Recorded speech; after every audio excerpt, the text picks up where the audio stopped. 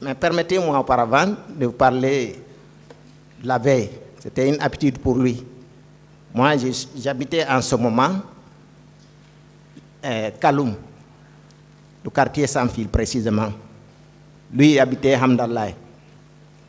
Donc, tous les week-ends, les vendredis, il descendait chez moi entre 17h et 18h, où il restait jusqu'à 22h avant de rejoindre chez lui, Hamdallah.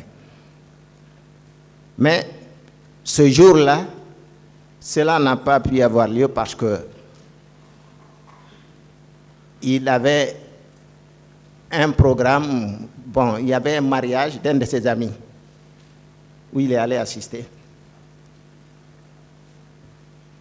Puis le dimanche, il n'a pas pu venir aussi parce que il me disait qu'il devait se préparer pour le lundi, là, comment on appelle ça, pour accompagner son ami au baptême.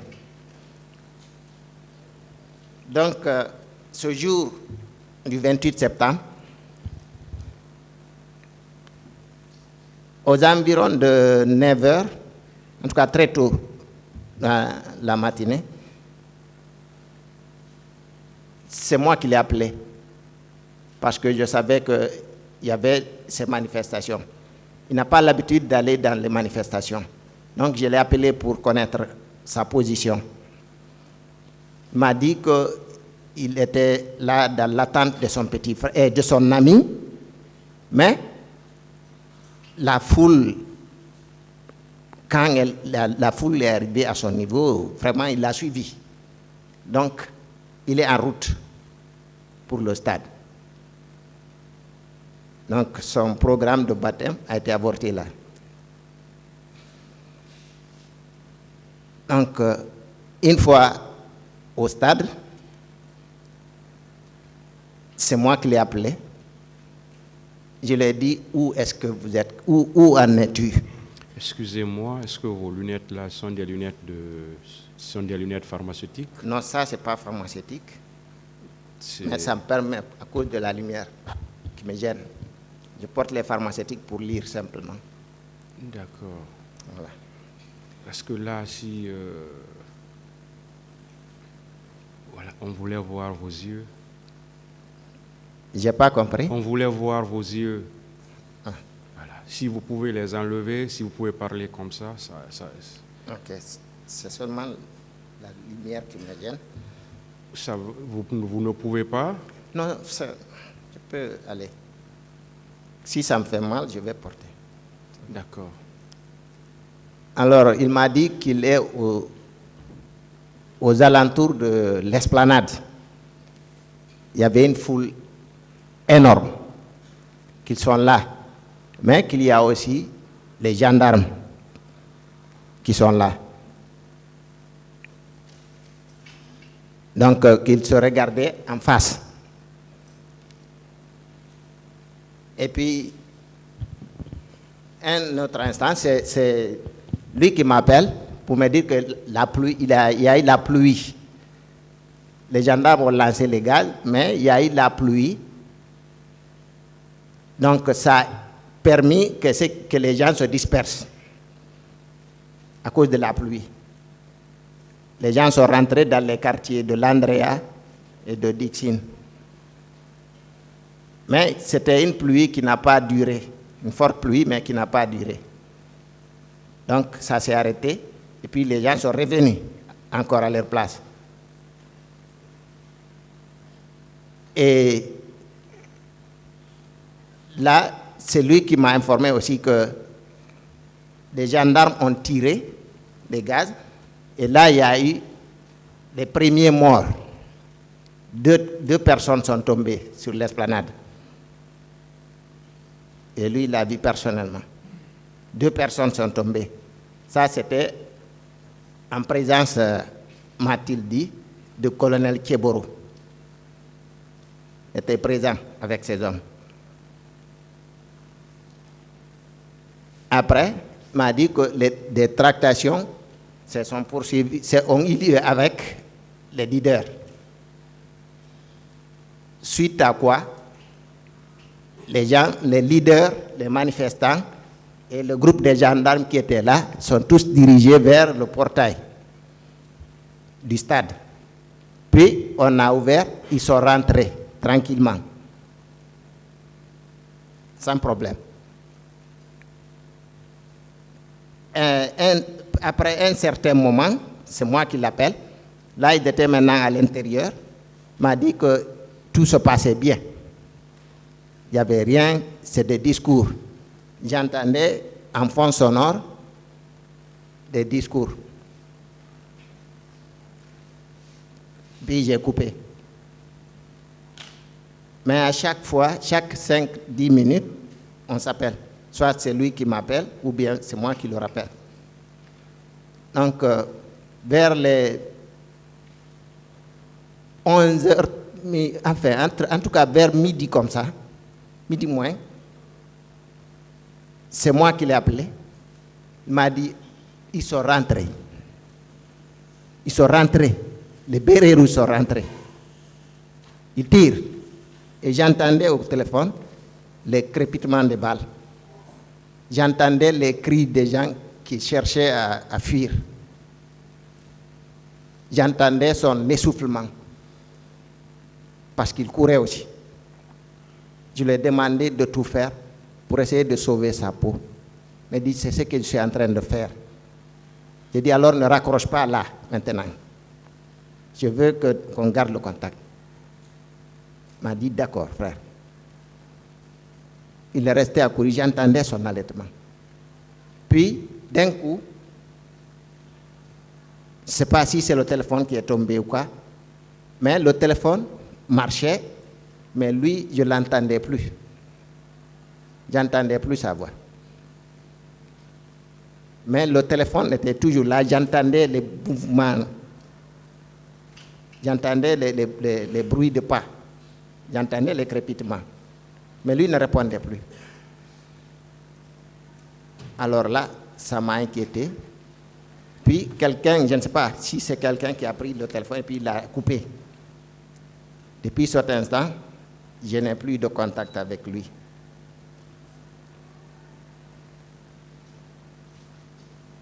Alors, d'où l'inquiétude.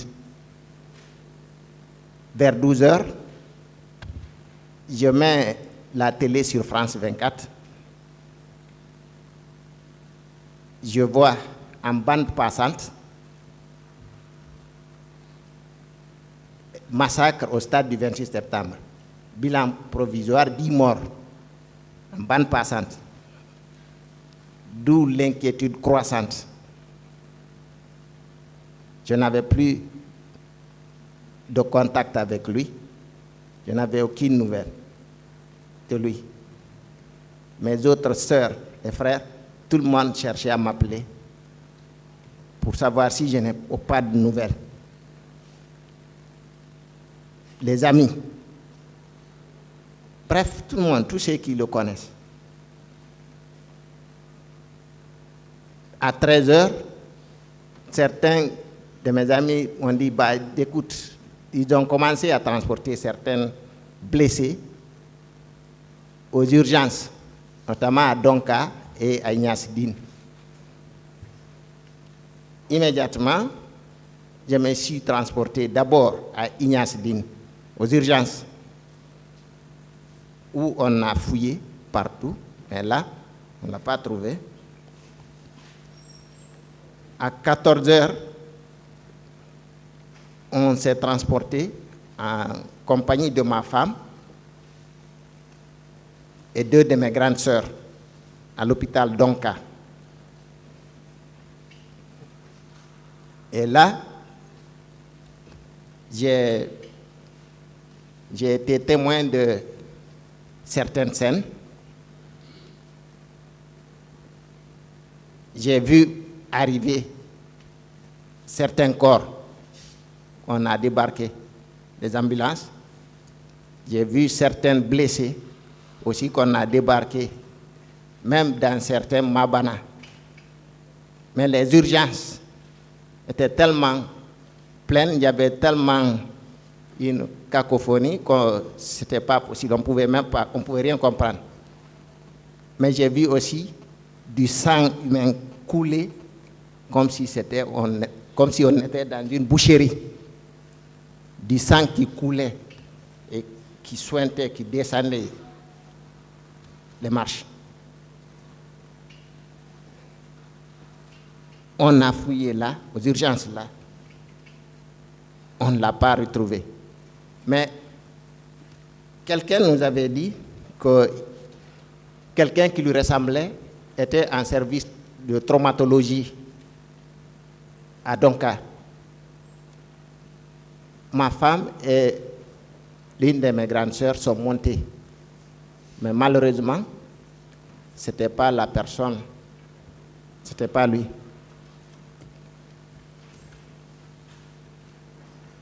Et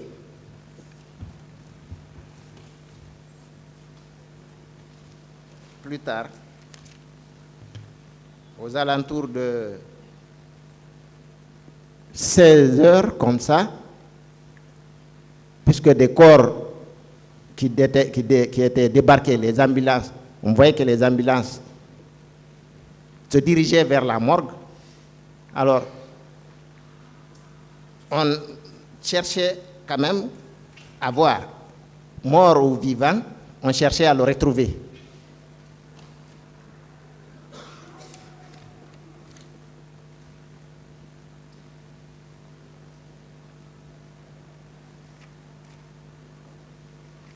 Mais toutes ces recherches-là sont restées vaines.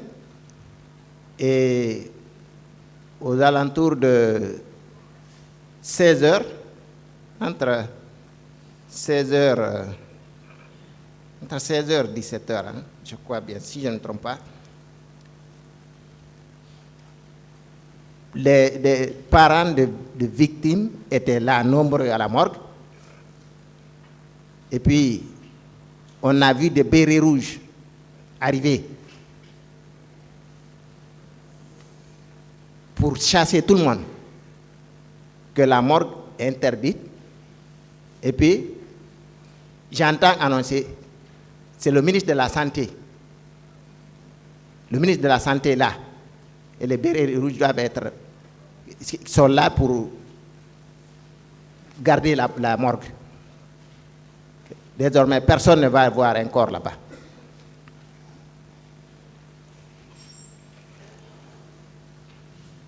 On a tout fait, mais on ne nous a pas du tout laissé s'approcher de la morgue. C'est là d'ailleurs que l'une de mes grandes sœurs a foulé son pied en essayant de fuir suite à la poursuite des bérets rouges qui étaient venus garder la morgue. Je précise d'ailleurs que la voie là, c'est-à-dire du carrefour Donka, carrefour Kam-Bouaro là, a même été pris. Donc personne ne pouvait passer par là. Mais nous sommes restés aux abords. C'est là que, aux environs de 18 heures, j'ai reçu la nouvelle fatidique.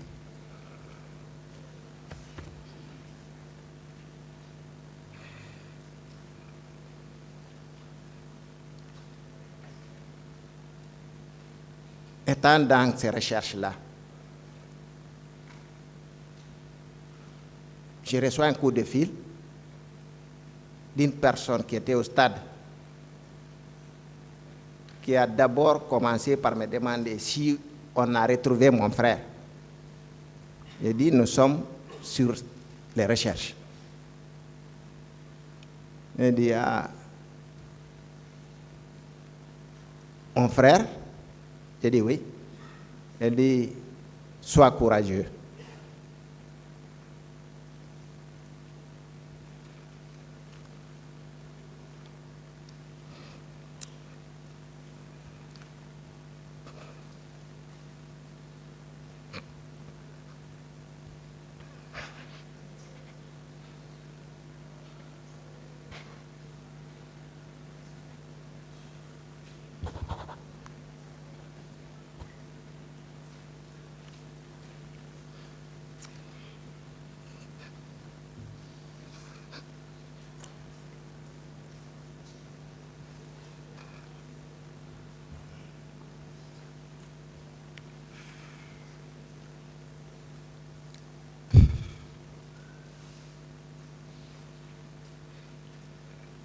m'a dit, mon frère, j'ai vu Hassan parmi les morts.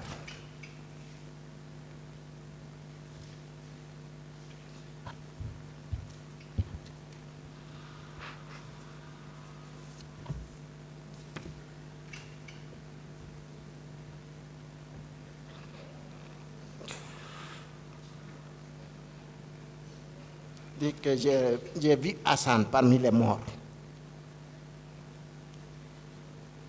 Pour être sûr, je me suis approché de lui, de son corps. J'ai bien vu que c'était lui.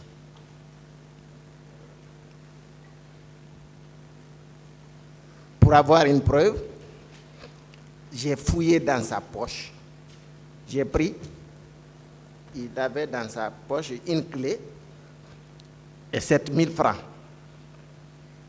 Donc j'ai pris ça en guise de preuve.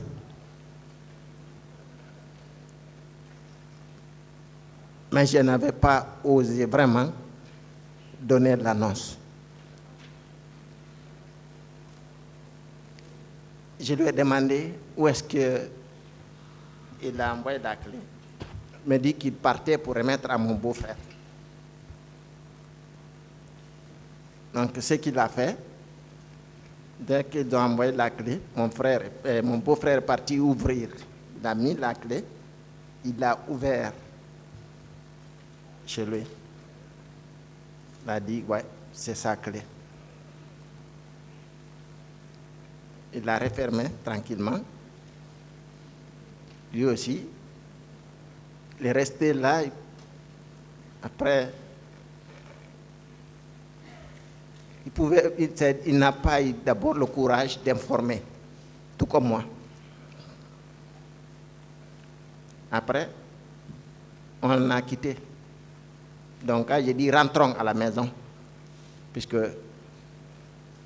on ne le voit pas, puisque je venais aussi d'apprendre la nouvelle là. Donc, une fois à la maison, je leur ai dit, écoutez, j'ai reçu un coup de fil tout à l'heure, alors qu'on était à Donka, mais on m'a dit qu'on a vu notre frère parmi les morts. Il a même eu la preuve que c'est lui. Il a pris sa clé, on a vérifié, c'était bien lui. Bah.